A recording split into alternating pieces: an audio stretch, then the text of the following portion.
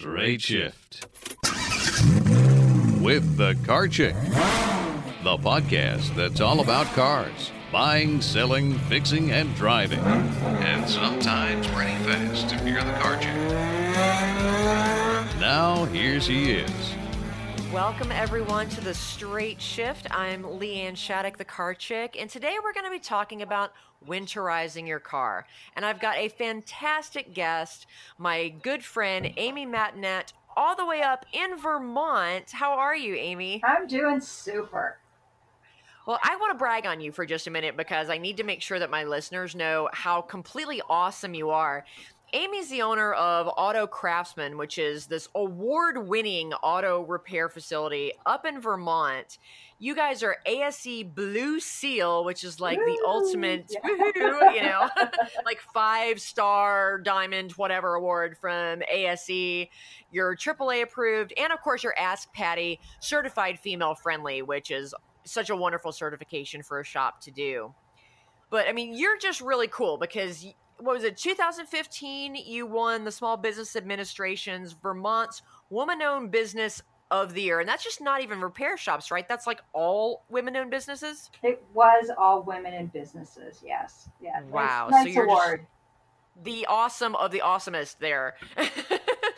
And I know that you've also won the AAA Top Shop in Vermont Award and the Top Female Shop Owner of the Year. So you're just kicking butt up there in Vermont, girl. Well, I'm loving what I'm doing, and I think that's the secret of success. Well, I appreciate you joining us, and, you know, living up in Vermont, such a beautiful area of the country, you definitely know something about winterizing your car, something that we don't get exposed to as much down here in, you know, Charlotte, North Carolina. Our winter is like 3 days out of, you know, every 2 years, and it snows a half an inch, and we all freak out and stay home and just don't go anywhere. And then it's over, and it's 60 degrees again the next day, so... Yeah, that's really nice. Yeah, we totally cheat. I know. Yes. You know, you can move down here. So tell us, you know, because I want to talk about, you know, what people who actually experience winter, what you guys need to do to winterize your cars. And, you know, a little bit, what are those things do we still need to do down here? Because it does get cold. Right now, we're kind of fluctuating. This morning, I woke up and it was 37 degrees. And then by like 1 o'clock in the afternoon, it was 67 degrees. So... Yes, and that's a big fluctuation for you. It's huge. It's ridiculous. We call it schizophrenic weather. Yes, that's where it's like you have to have all the layers. Yeah, well, and you're turning your, you know, heat on at night and your air conditioning on in the day. Yeah. So talk about, what do we think about when we need to winterize our cars? So I think that even if you're down south, you can use the, you know, winterizing as a good place to really stop and look your car over. Now in Vermont, we really have to do that because our temperatures will go down to 20 below zero, which is and that's not, before the wind chill. Yes, and that's before the wind chill. And so the last thing you ever want to have happen during Vermont winter is for your car not to start, or even worse, not to stop, because we do get the slippery roads. But then, you know, it's kind of moving down the coast is a lot of people who haven't had to deal with it in the past, they'll get those little bits of snow where it's icy or slippery. And so in a sense, I do have some really good advice to keep you safe on the roads. Well, and that's the problem we deal with down here is we don't actually get snow. We get ice. Mm-hmm. And, you know, it's funny how many people down here in their SUVs, you're like, oh, I've got all-wheel drive, I'll be fine. You know, I hate to break it to you, but 4-wheels slide just as well on ice as 2. They do. And that's where you get those really funny videos where you just see this road that has a very small pitch and all these cars trying to go up it. You know, first of all, you have the little car, then you have the SUV, and then you have the big truck, and they all slide down and run into each other. So when it's solid ice, really the only way you can travel on it is if you have chains on your tire. Right. This is why we stay home. Yes. And so that is the answer, is just stay home.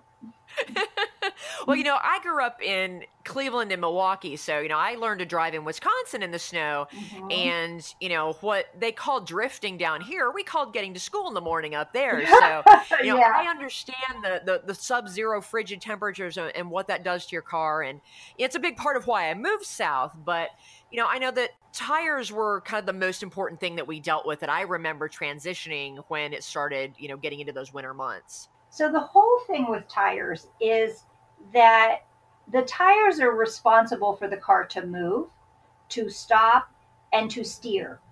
And that's its tire. And so in reality, I will say that tires are the most important part of your car. So After the driver, yes. yes, after the driver. So the brakes stop the wheel, but again, those tires are really, it's all about when the rubber hits the road and the traction. So for people who live up north, you're silly if you don't put on winter tires. It's Yeah, good. see, down here we get away with, all season tires that can handle the temperature fluctuations like we're having right now, but it rarely gets so cold, and we don't have the need for that level of traction for driving through the snow. Even if you're down south and you're running all season tires, this is still a good time to stop and check out how much tread do I have on my tire. Because if your tires are starting to get low, as far as the tread goes, then it's a great time to put on new tires so that you have that grip. Because as you wear out the rubber on the road, you aren't going to have as much grip. It takes a longer amount of time to stop the car. And if there's anything on the road, you don't have as much tread to stick for when it's steering. So, I remember you and I experienced that because, we met through Michelin where we got to go, they flew us to New Orleans and they took us down to their top secret test facility in Lawrence, South Carolina. And we got to empirically test this. And I've always known the importance of tires. As a race car driver, tires are everything to us. But I don't think I really appreciated the stopping power of a tire, a new tire versus a worn tire until we did that test. And, it was the difference between stopping within 10 to 12 feet versus stopping within 20 to 25 yes, and feet. that was such a rude awakening because the first time Was it? when I stopped, I was like, okay, I got it. And then the second time when you have a tire that's a little more worn out, it took longer, and you're like, wow, I probably would have hit it. And then when you have the tire that's really worn out, it's like, I'm dead I'm because done. it took so much longer to stop. So important. I always like to, when I do car care clinics, I take a piece of paper, and you just like take a piece of paper, fold it in half, and then fold it in half. So you fold it in half lengthwise, and then you fold it in half widthwise. And that piece of paper represents the contact patch of one of your tires. And so it's a really good visual to see. It's a really small patch of tire, four little patches that your car is touching the road, and that's all you got are those four patches of contact to be able to move, stop, and steer. So really important that you either have good tread, or you have, if you're up in the north, you have to have winter tires so that they can handle getting the snow out of the tread, and getting, when it's really cold, they don't get too stiff and they can't grip the road. I experienced that. I was racing at VIR, the racetrack in Virginia, in November a couple of years ago, and I wasn't thinking about how cold it was that day, and I just brought my normal racing tires, and they are high performance tires. They're designed for hot temperatures. And let me tell you, those tires that just grip the racetrack like crazy during the summer, at the end of November, it was like trying to race on those plastic Tonka tires. I had no grip whatsoever. I have never been more miserable on the racetrack than that Yeah. day. But I was like, wow, okay, yeah, I need a different tire. Remember when we were in South Carolina, Michelin flew us down there, and they were going to give us, as a big thank you for coming to test their tires, they had a souped up, I think it was a Mustang, or I don't know, some kind of souped up car with a race car driver, and they were going to give us hot laps around the track. And it was Right. a cold day, so they actually had heaters blowing on the tires to heat them up.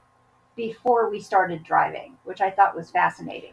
Yeah, I remember that. And mostly what I remember is being able to take the minivan around their racetrack, and I laid down a lap time that was 6 seconds faster in the minivan than I did in the BMW just because there were good tires on it.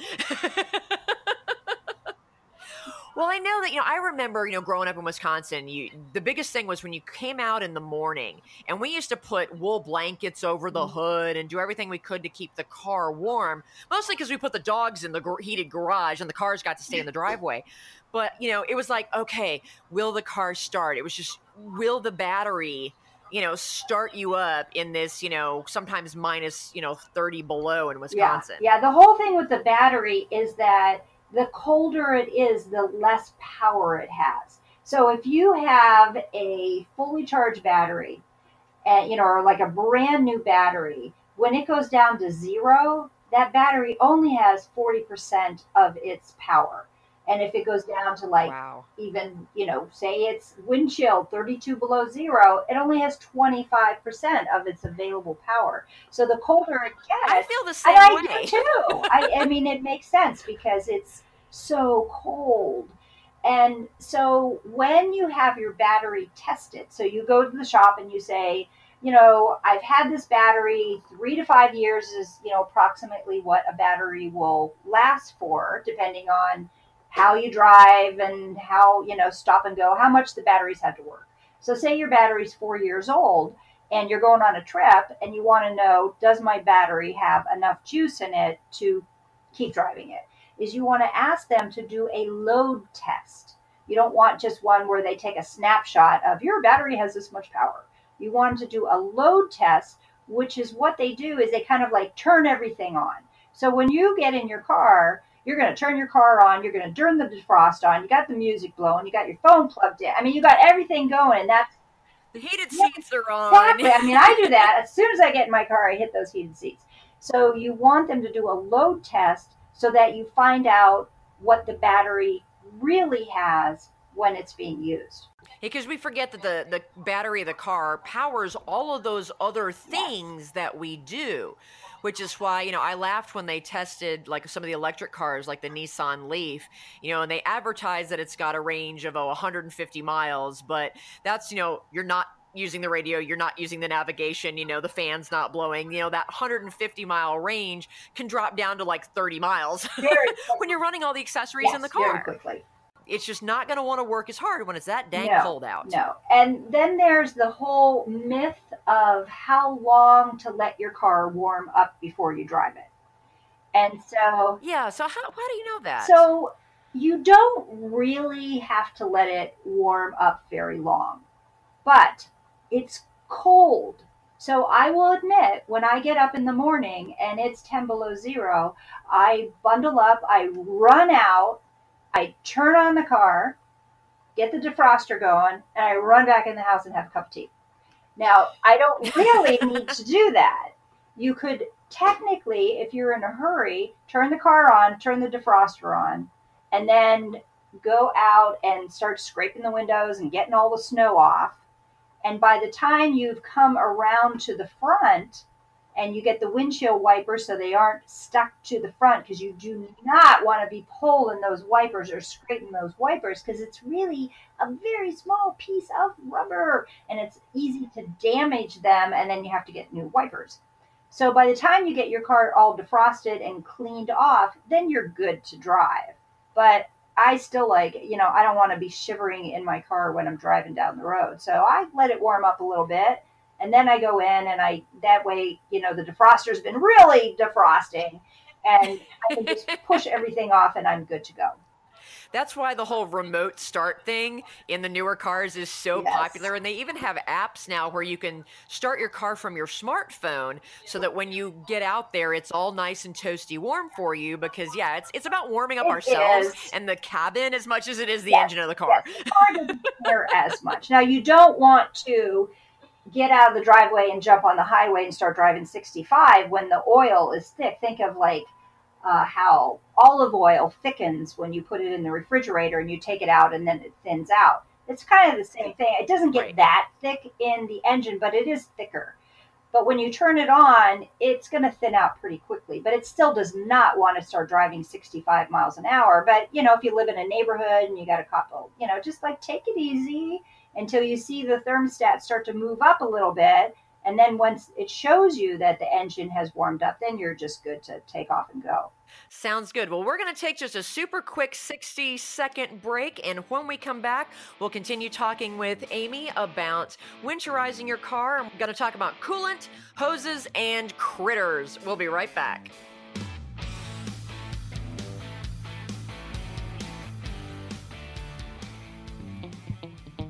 Do you hate car shopping? Do you worry about being taken advantage of or about finding the right car at a fair price? Buying a car can be a frustrating and time-consuming experience. But what if you could get a great deal without having to do a ton of research, without having to haggle, and without the fear of buying a lemon? You can. As your personal car shopper, the Car Chick will help you pick the perfect car based on your unique lifestyle, budget, and personality. She'll handle all of the legwork and negotiating for you. All you have to do is sign the papers and take the keys. It's that easy. To learn how the Car Chick can save you time, money, and hassle on your next car purchase, give us a call at 888-575-2138. That's 888-575-2138. Or visit us on the web at thecarchick.com. Where the rubber meets the road. Nice to meet you. Love your asphalt. Hey, nice treads. It's Straight Shift with the Car Chick. We are back with more Straight Shift, and we're talking with my good friend Amy Mattinat, who is the owner of Auto Craftsman, a fantastic auto shop all the way up in beautiful Vermont. And we're talking about winterizing your car. And we've talked about the importance of tires and getting your battery tested because things just don't work as well when it's really dang cold. But I also know that, you kind of, there's this whole coolant thing. And, in the South, we think of coolant as actually, cooling, but that's not really its only purpose. I know that, when you go up north or you live up north, there needs to be some different chemical compositions to that so that the coolant doesn't freeze overnight and damage your engine. So tell us a little bit more about that, because that's just not something we deal with in the South. But anybody who's planning to make a road trip up north during the winter, maybe for the holidays, they may need to change out the coolant that's currently in their car, because what's going to work in Charlotte will not work in like Michigan or New York. That's really good advice. The coolant, what we do is we mix it 50% coolant, 50% water. And it is really important because say you were coming up north for the holidays or coming up for a ski trip or, coming up north, then you do want to get the coolant changed out, because if it was too much water and not enough coolant, which would be fine down south, your radiator could freeze. And when the radiator freezes, it's going to expand and then it's going to pop, and then we call that a spontaneous high-speed disassembly. Yes, exactly. You are not going anywhere. Then you're stuck up here. So now, some people important. get confused because we use the term coolant, but then they also hear the term antifreeze, but we're really talking about the same thing. Yes, exactly. Yes. So we call it antifreeze in the north and we call it coolant in the south. Yes. Yeah. So very important to check the coolant. Simple things though. Make sure you got good windshield wipers. Make sure that your air filters are clean, and you got two air filters. You got the engine air filter, so your engine could breathe. And then I call it a people air filter, which other people call a cabin air filter. And that's for you to breathe. And if it gets clogged up, you're not going to get as much heat, defrost coming through, and then you're also going to be breathing really horrible stuff. And that's where we can talk then about critters. Is critters love air filters, and they like to either make nests in them or actually use part of the air filter to make a nest. So you do want to have them checked on a regular basis, because you don't want to be breathing in little presents from the mice. And you want to make sure that they're nice and clean so that you're also breathing good air. That's so funny because, critters is just not something that we even remotely think about down here. We think about critters when it's time to get the boats out in the summer and everybody's putting their boat in the water, and, it's either been in storage for the winter or it's been, up kind of stored out of the water, on their dock, we have two beautiful lakes here in Charlotte and people have boats, and we worry about the mice kind of getting in there and chewing up your electrical lines and leaving you little presents in your upholstery and stuff. But we don't think about critters getting into our cars. I'm a city girl. I know you live out in the boondocks there in Vermont. I'm a city girl, and I'm like, critters, what are you talking about? Oh, they make a mess. And they do. They like to bite the wires, and they can do a lot of damage.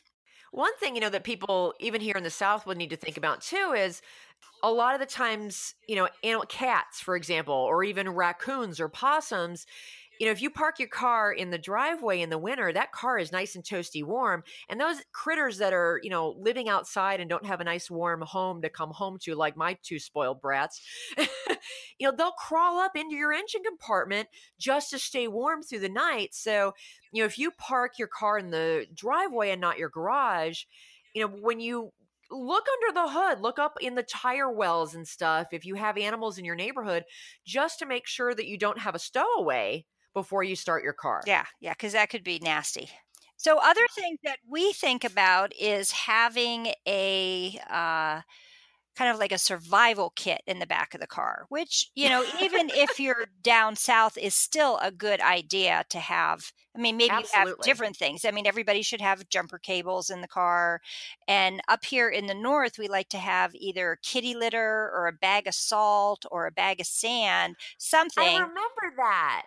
We always carried a giant bag of kitty litter around in the car, and it served two purposes. One, it held the back end of the car down because, when I grew up, I learned to drive in Wisconsin in an 85 Toyota Celica Supra, which was this great little rear-wheel drive sports car that had a lot of low-end power, but absolutely no weight in the back over the tires. So the 50-pound bag of kitty litter held the back end of my car down. But then if I got stuck on the ice, you would take some handfuls of it and put it under your tires because it was so much better than using salt, which could damage your car. And sand is just like putting down another layer of ice. That's completely useless. So that's always I'm glad to see you guys still do that. Yes, we do. Yes, we do. So we like to have extra windshield washer fluid and some paper towels in the car, have a flashlight. Flares are always good for everybody to have in the car. Absolutely. First aid kit, blankets, extra warm clothes, so that if, something happened, you slid off the road, then what do? You got to wait for the tow truck to come. And if it's really cold out and you can't be turning your car on because of, what happened, you got to have layers, put on more layers so that you're not going to freeze out there. Even here in Charlotte, we kind of think about, we take a lot of that roadside stuff for granted in the city because, we're just so close to everything. And I know, you live out in the boondocks a little bit where it could take them longer to get to you. But even during the holiday season, especially, and even the winter months, if you call AAA or whoever your roadside assistance company is, they may tell you we're slammed. It's probably going to be 2 hours before we can get to you. Right. And in that 2 hours, if it is 30 degrees, you and your family can get very cold and it can get very dangerous. And you don't want to leave your car in an emergency situation because, walking on the highway or walking down the road, unless you're able to kind of coast off the highway and get into a parking lot where you can walk a block to the nearest Starbucks and wait for AAA, it's good to have that stuff in your car, even if you're in the South, because you could end up waiting for a couple of hours for that rescue team to arrive. Yeah. So in the wintertime, I always say that you should keep your car, at least have the tank half filled up. So the half becomes your new empty. Because that way, number one, the gas lines aren't going to freeze because, you had water condensation if you let it go all the way to empty. But then if anything happens, you can still, say you can turn your car on. You don't want to sit there with the car running, nonstop. The thing to do is to turn it on for about 10 minutes with the window open a little bit so that you're not like sealed in there shut. Yeah, no carbon monoxide poisoning. Yeah. But turn it on for 10 minutes, heat it up, and then turn it off. That way you're not going to run out of gas and you have, the heat is on for a while, so you're not sitting there freezing. You kind of go from cold to hot, warm it back up, and then it'll slowly get cold again. That's where those layers you were talking about exactly, for layers of clothing you're wrapped come up in. in your blanket, and you got your hat on, and you got your boots, and it's good to have some munchies in the car. But talking about the critters is you want to make sure they're in a mouse-proof container, so a tin or something where the mice can't get in there, or really then Rubbermaid. you're just saying, hey, come on down, I got some stuff here in the back for you. We got a buffet for you right here. Yes. Yeah, that's not something that I would think about. I normally keep what I call emergency rations in my purse anyway, just because I'm always running around and never have time to eat. And so I keep protein bars. But, keeping that stuff in a sealed container is definitely smart. And it'll also keep it fresh. So you can, keep the same granola bars in your car for 2 years if you need to. Right, because they really do last that long. You got to kind of wonder. Twinkies, you're good for like 20 years. Yes. But granola bars, kind of a 2-year mark. Yes. And I think no matter where you're at, it's always good to have a good ice scraper. If you don't live in a snow belt, and you're not going to get the snow, you still could get the ice. So it's nice to have. And there's this one brand, it's called Fantastic Ice Scraper, and it's just a little ice scraper, but it has a brass piece on it, so it just gets that ice right off. It's my favorite ice scraper. We always have without hurting the windshield. Without hurting the windshield. Yep, does That's not awesome. scratch the glass. Don't use your credit card. Don't do that stupid YouTube video thing where you pour hot water onto your windshield. Definitely don't do that. That's a great way to crack your whole, windshield and bring an abrupt end to your day. So, we've talked about all these things to do to winterize your car. Do you have to summarize your car, or maybe we should call it de-winterizing your car when it's all done and we're transitioning back to spring? Well, our big thing for summarizing your car would, number one, get the winter tires off and put your summer tires back on, because if you run your winter tires when it's hot out, you're going to wear them out really quick. Because we get so much salt and snow on the roads, they put a lot of salt on the roads. I don't think that didn't make any sense whatsoever. They salt the roads to melt the ice, and that salt sticks to your car and rusts the heck out of it. Correct, but it also... This is why I do not buy northern cars. Yes, exactly. We go down south to bring cars up north, that's for sure. That's why our used cars are more expensive than your used cars, because you guys are coming down and stealing them from us and driving the prices up. Yeah. But you'll get the salt on your shoes, and then you get into the car, and there'll be like a buildup, this crusty salt all over the floor mats and on the rugs. So in the summertime... We do that with sand coming back from the beach every year. Yes. So summarizing is getting rid of all that, sand and salt and crud that's built up over the winter. And then it's like a really good detailing of your car inside because now. When it's cold out, you're not going to clean your car like you do in the summer. And so probably behind most seats in the north, there's, all kind of potato chip bags and, all those extra things that kind of accumulate, because you're not going to, in the summertime, I love to clean my car in the summer, give it a good bath. But in the wintertime, no. Not so much. No, not so much. And you guys probably don't even have your automatic car washes up there. Do they even run in the winter? Oh, yeah, because you get so much salt on the outside that you've got it. As soon as it warms up a little bit, everybody gets their car washed so you don't brush up against the salt. But let's see, other summarizing. It would be probably time to put on new wipers, because most people, destroy their wipers in the winter because they don't let the windshields defrost. And then check it all over. Make sure it's safe. Check the belts, the hoses, the coolant, the AC. I know you guys can't live without it. But that's our big thing. That's your big thing. But we do that also, because we have maybe 2 weeks every year where people can't live without their AC. So it's good to, we check that out when we summarize our cars. Yeah, and you mentioned the hoses and the belts and everything. Rubber components, those are all made of rubber and or plastic nowadays. Some of those hoses are plastic, and don't get me started on that. But, the rubber, it gets really cold and brittle and frigid, just like your tires can get a little bit brittle in the winter. Those rubber parts inside the engine, they can get brittle, and so they're going to wear out faster on a car that lives in the winter, 4 or 6 months out of the year than they do down here. But just anytime it gets cold, that's the time when you can really see those babies crack, and it's good to, kind of check them out before and after the winter to see how they survived and replace them as needed. Yes. Another thing I think a lot of people don't know about or they don't think about is their headlights. Now, number one, you want to make sure that all your lights are working. But in this day and age, the headlight covers are made out of plastic. Years ago, they were made out of glass, but now they're made Right. out of plastic. And the snow and the salt and the sun will discolor that plastic and just put this, it turns it almost yellow and it gets all cloudy. Aside from looking like crap, your headlights do not shine as brightly, and so they're not as effective. We do that down here too with headlight restoration. I'm sure it happens faster for you guys up there. Well, I don't know if it does or not, but I think that it's a really good thing to look into, because at nighttime it's really important to have as best of view as far out as you can go that your lights will work for. And if your headlights get cloudy, you just can't see as well. You can't see as well, and they can't see you. Safety is so much about seeing and being seen. Yes, exactly. Well, great. Well, thank you so much for sharing this wisdom. And, you've kind of reminded me of all these things that I grew up with, growing up north that I'd completely forgotten about living here in the South. So had some nostalgic moments there. And I always appreciate you sharing your wisdom. If people, in your area are listening to this podcast and want to get a hold of you, how can they find you, Amy?